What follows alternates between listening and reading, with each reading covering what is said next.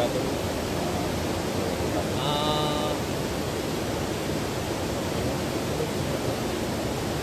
Selamat pagi, gitu. Selamat pagi, Nur Sinoro Edi. Hari ini kita akan menceritakan kisah dari air terjun di daerah Pundi ini. Ini di Dusun Dawuan. Dusun Dawuan. Dusun Dawuan ya. Desanya Wonodadi. Desanya Wonodadi. Nah, kecamatannya Ngerayun, Ponorogo, Kabupaten Ponorogo. Kabupaten Ponorogo. Ya, Kabupaten Ponorogo. Jadi adanya ini namanya Juruk Binguk. Juruk Bingung. Juruk Binguk. Oh, Juruk Bingung. Nah, ini dari atas itu masuk air. Itu dari atas dari desa Wonodadi itu turun ke sini, ya diarahkan ke atas itu turun nanti masuk lubang baru turun di ini. Nah, lubang itu masuk ini. Nah, ini nanti mengairi persawahan di 2 desa. Oh, jadi air terjun ini untuk mengairi Ya, persawahan kita persawahan sini. kita sini. Oh, iya. Dan juga ini nggak akan Habis. nggak akan habis airnya. Meskipun musim kemarau dia nggak akan habis, dia tetap ngalir karena air di dalam tanah itu akan dari batu-batu, celah-celah batu itu muncul. Oh, Tetap nggak akan habis. Nah, menurut masyarakat sini ini itu ada di dalam, ada kayak gua itu yang ada air masuk. iya. Itu adanya konon ceritanya itu ada manik air, namanya manik banyu. Manik Banyu. Oke, manik banyu itu dia terdengar. Jadi tetesannya air dari atas itu terdengar sampai ke Ngerayun, sampai ke Pacitan, ke Nglorok, namanya Sampai ke Nglorok. Pacitan. Iya, sampai ke Pacitan. Itu kalau musim kemarau terdengar. Jadi tetesan air yang tas itu terdengar sampai ke daerah Nglorok Pacitan, desa Nglorok. Sampai ke Ngerayun Ponorogo, arah kota Ponorogo, Ngerayunnya. Di sini katanya untuk musim penghujan sama musim kemarau katanya suara airnya berbeda. Apakah benar demikian, Pak? Benar, jadi waktu musim penghujan karena curah air, jadi debit air itu banyak dari atas, dia suaranya nggak akan sama dengan pada waktu musim kemarau yang kering. Jadi tetesan air yang datang dari air terjun itu nggak sama. Nah, kayak sekarang musim hujan ya, suaranya bergemuruh begini. Tapi waktu kemarau nanti nggak sama, kayak jatuh dari batu terus kena itu seng, jadi Oh, iya, ting iya. itu. Nah, Lebih nyaring. lebih nyaring di musim kemarau karena memang kalau dia tergantung debit airnya ini. Jadi Oh. airnya banyak, dia suaranya lebih bergemuruh. Oh, iya. Dan juga konon ceritanya ini di lubang itu pernah ada orang meninggal dimasukkan di situ, dia keluar lewat ini sungai ini, jadi lewat pelaran ini, dia nggak nyangkut di atas, jatuh dari atas sana, terbawa arus masuk ke lubang, jadi langsung keluar lewat sini. Orangnya meninggal, tapi keadaan meninggal. Keadaan meninggal. Iya, keadaan meninggal.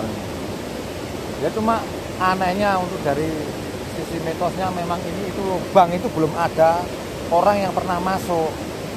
Karena memang jaraknya memang dalam sekali untuk kalau kita masuk mungkin oksigen yang nggak ada di dalam situ. Oh, iya, iya. Jadi memang belum ada, seorang pun belum ada yang membuktikan bahwa itu bisa dimasuki. Tapi kalau waktu ada orang hanyut itu bisa keluar di situ, berarti kan tetap ada saluran, Terowongan ada gitu. terowongan, ada saluran. Nah, konon mitosnya juga ada orang bersemedi di terowongan situ. Jadi, tapi sampai sekarang belum pernah terdengar lagi mitosnya. Cuma sekitar 2 bulan yang lalu itu jatuh batu yang besar ini. Batu ini dari atas, dia berada di atas sana. Oh, nggak jadi Dia itu lengket di sana. Oh, iya. Di atas sana jatuh. Batu besar ini jatuh. Nah, suaranya itu sampai ke Panggul terdengar. Suara jatuhnya. Seperti bom. Iya, seperti bom. Ya, seperti bom meletus itu. Jadi penduduk sekitar sini yang merasakan getarannya. Karena dahsyat sekali. Itu kejadiannya udah lama. Ya sekitar 2-3 bulan.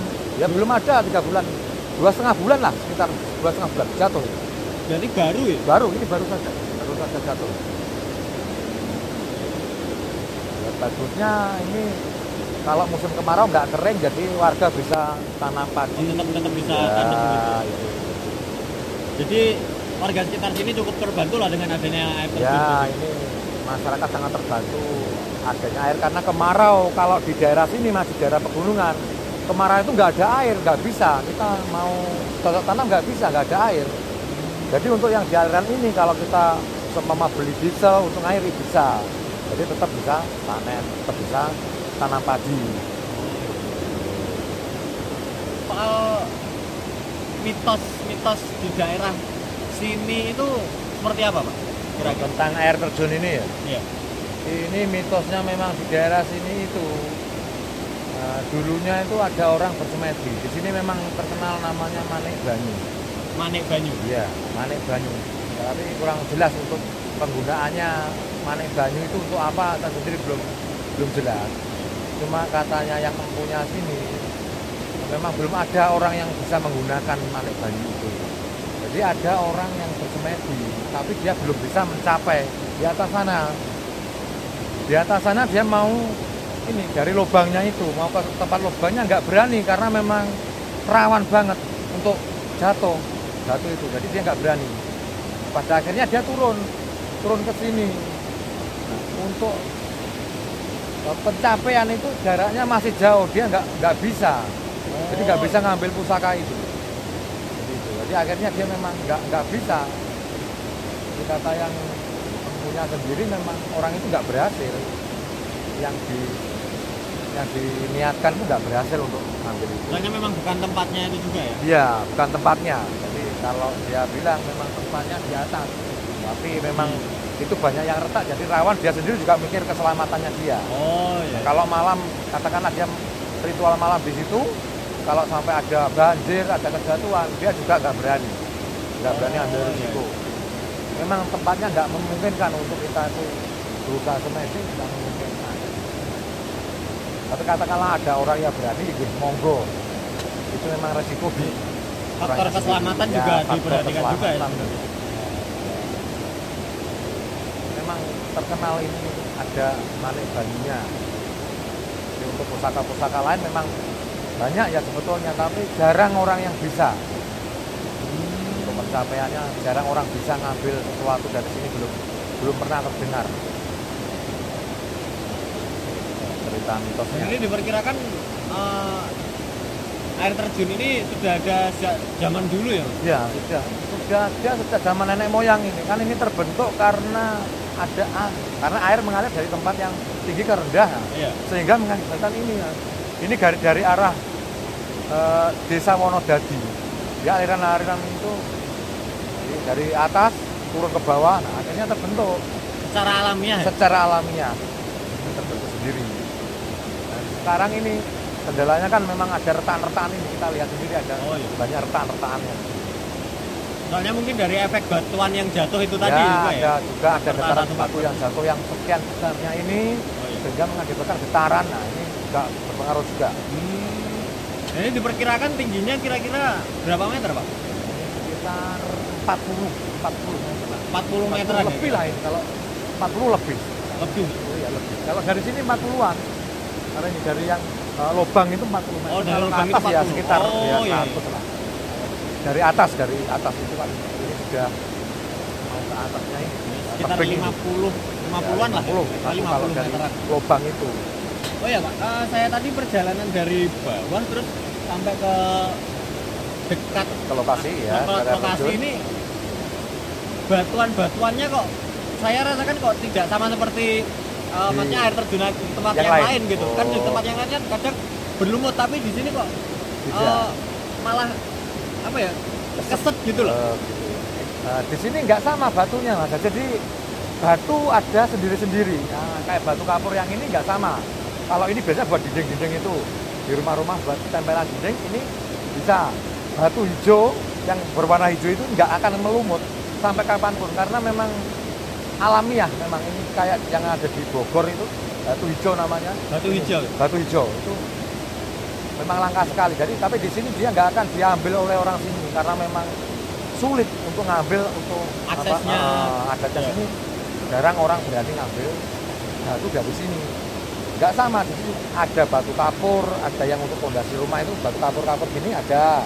Tapi yang di sini kebanyakan batu granit ini. Granit ini Iya, ya. granit ini. Batu hijau, lebih banyak batu hijaunya Mas. Jadi nggak ngelumut. Iya. Kena air ini begitu lama kena air tetap nggak akan melumut kalau batu hijau. Bagus lah untuk pemandangan memang alamiah di sini. Dan air terjun ini bagus. Resiko juga ya Pak kalau maksudnya di sini katakanlah digunakan untuk pertambangan. Nah, itu juga resiko besar karena memang batu-batu di sini itu pada retak-retak semua begini. Jadi kalau kita ngambil, katakanlah ada batu jatuh, kita nggak akan tahu karena kita asik ngambil batu itu bisa jatuh. Nah ini mitosnya di sini jarang orang ngambil batu ini juga karena kata mereka tuh beresiko juga. Jadi ya katakanlah ada yang sakit atau apa sana familinya. Jadi jarang orang yang mau ngambil batu hijau. Berarti masih diteramatkan lah ya. Nah itu masih dikeramatkan untuk stoknya. Memang ukuran air terjun ini memang ekstrim sekali tempatnya. Oh ya, walaupun mencapainya ketinggiannya nggak terlalu nggak tinggi terlalu tinggi sebenarnya. sebetulnya, iya, tapi memang ekstrim. Kita nggak akan bisa mencapai itu karena licin. Itu bukan batu hijau. Dan aksesnya ke sini untuk naik. Akses ke sini nggak bisa kita pakai mobil, Pakai nggak mobil bisa. nggak Sepeda motor pun harus kita parkir di tempat yang jauh. Kalau dari atas kita malah nggak bisa turun ke bawah. Jadi kita lewat ke Kabupaten Trenggalek, tepatnya di desa Depok, dusunnya Wates itu bisa. Tapi ya jaraknya sekitar 5 kilo kalau kita mencapai tempat ini. Pun juga jalannya memang ekstrim banget. Iya. Tuh. Ini tadi juga perjalanan kira-kira kemiringan tanah itu ada 40 derajat tinggi. Ya, derajatan, itu Pak. memang untuk sepeda motor khususnya orang kota nggak akan berani turun karena memang jalannya sangat curam gitu. sangat curam. Jadi bisa nanti ya katakanlah pasti ada kecelakaan lah kalau nggak iya. tahu medan. Nah, Tuh. Memang pegunungan begini Mas, jadi susah untuk akses jalannya itu susah sekali. Baiklah, sedulur Sinorowedi. Sekian wawancara dengan Pak Hendrik ya. Oke. Semoga tempat ini nantinya kita berharap nantinya akan menjadikan salah satu objek wisata unggulan lah kira-kira Ya, di daerah sini. ini Semoga unggulan di pemerintah daerah Ponorogo ini ya. Ya. Ini daerah Ponorogo ya? Nah, ini daerah Ponorogo karena ini Kabupaten Ponorogo, desanya Wonodadi, kecamatannya Ngerayun. Jadi kita juga berharap pemerintah pusat atau daerah itu menggali potensi-potensi wisata, ya khususnya di daerah sini itu biar bisa masyarakat bisa berkembang dari segi pendapatan, dari segi alam itu bisa kita gali. Bisa dimaksimalkan lebih lah. Dimaksimalkan. Terima kasih juga untuk ekspos Juruk Binguk. Juruk Binguk. Juruk Binguk. Juruk Binguk. Sekian. Wassalamualaikum warahmatullahi wabarakatuh. Wow.